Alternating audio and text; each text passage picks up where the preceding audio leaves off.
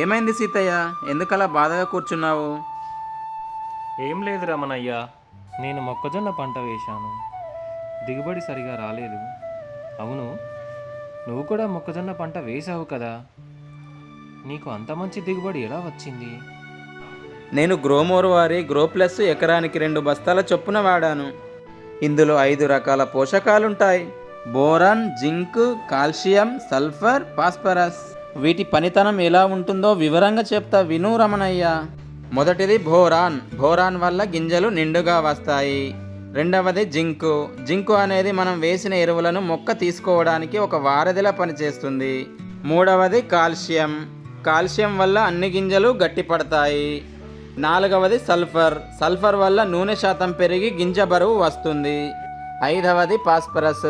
Phosphorus అనేది మొక్క వేరు వ్యవస్థ పెరుగుదలకు మరియు వ్యాధులను తట్టుకోవడానికి పనిచేస్తుంది.